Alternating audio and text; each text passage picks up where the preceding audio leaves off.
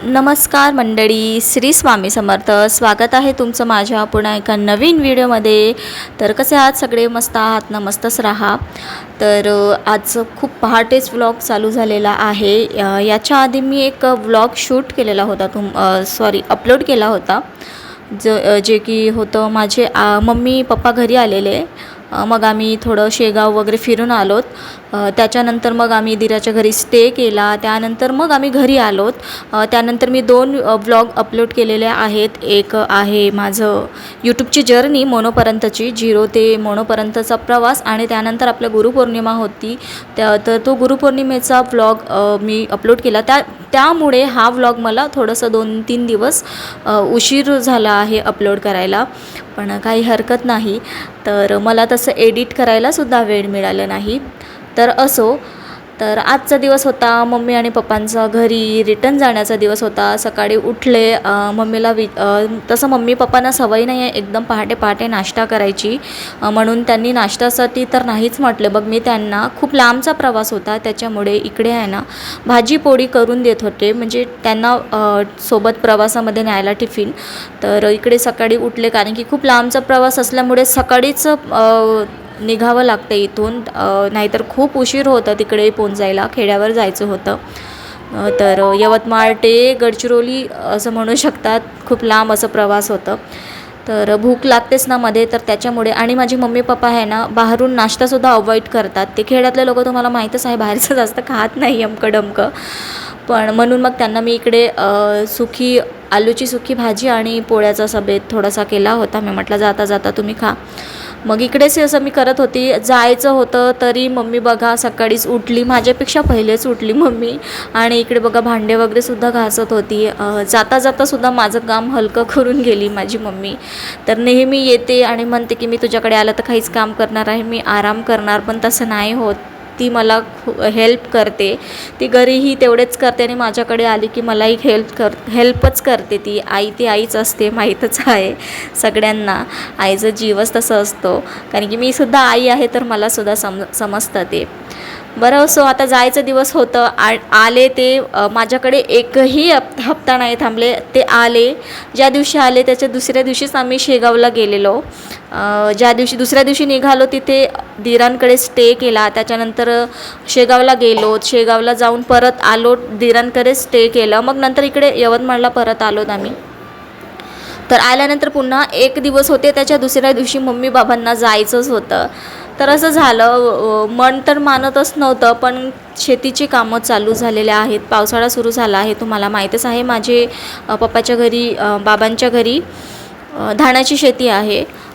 तर धानाची शेती करतात ते. तर शेतीचं आता पावसाळ्यात धानाची शेती करायची असते, आणि पावसाळ्यात सगळ्यांची शेतीची कामं चालू होतात. त्याच्यामुळे त्यांना जायचं होतं.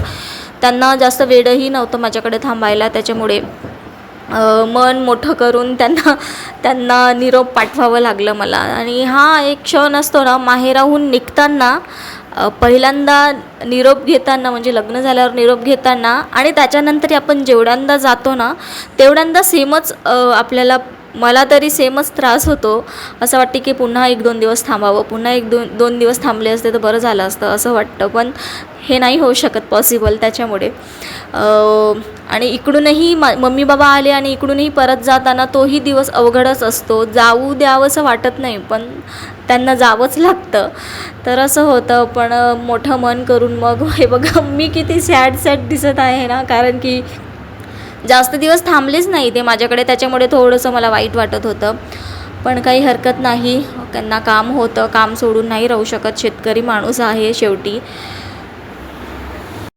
आणि मला जास्त वाईट या गोष्टीचं वाटत होतं की अद्दू इकडे एकटी राहते ना, तर कोणीतरी घरी आलं तर तिला खूप आनंद होतो. ती खूप बिझी असते, आणि मेन म्हणजे मलाही तेवढा टाईम मिळतो, आणि ती मलाही जास्त त्रास नाही देत.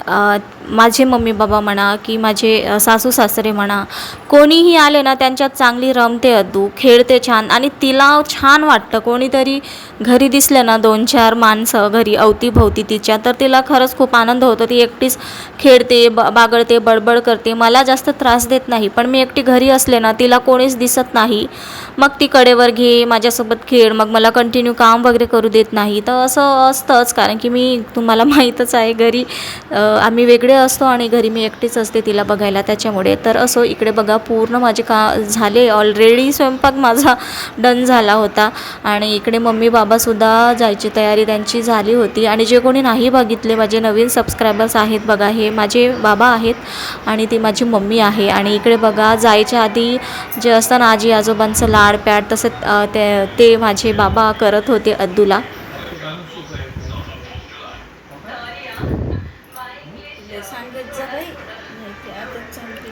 अरे नेहमीच सांगते.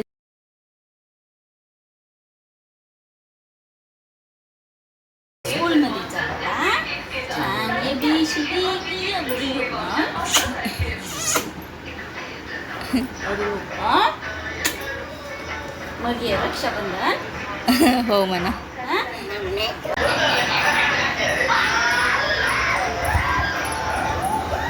किट्टू नानी नानू गेले ना, तू पण जाते. किटूला पण जायची आहे मग ती नाना नानीकडे. चला ब्रशू नाही केला ना तू, ब्रशू करू चला. तर मंडळी फायनली मम्मी बाबा गेले माझे. ते गेल्यानंतर मन खूप उदास झालं होतं. पण ते प्रत्येकालाच होतं, तसं मलाही होत होतं, जे प्रत्येक मुलीला होतंच. घरी कोणीतरी राहून गेले ना 2-4 दिवस तर करमत नाही, आणि त्यात स्वतःचे आईबाबा असले की जास्तच करमत नाही. तर असं होत होतं, पण ते काय करणार, त्यांना जावंच लागतं, आपल्याला इकडे राहावंच लागतं, असं झालं होतं. आणि ते गेल्यानंतर अद्दूसुद्धा म्हणत होते की मला पण जायचं आहे नानूकडे, आणि ती नानूवर जास्त प्रेम करते नानीपेक्षा. तर असं होतं. आणि बघा डायरेक्ट आता मी तुम्हाला सायंकाळी भेटत आहे. सायंकाळी अहोंनी न सांगता छान मक्का आणला, भुट्टा. तर मस्त भुट्टाचा आस्वाद घेतला अद्दू आणि मी.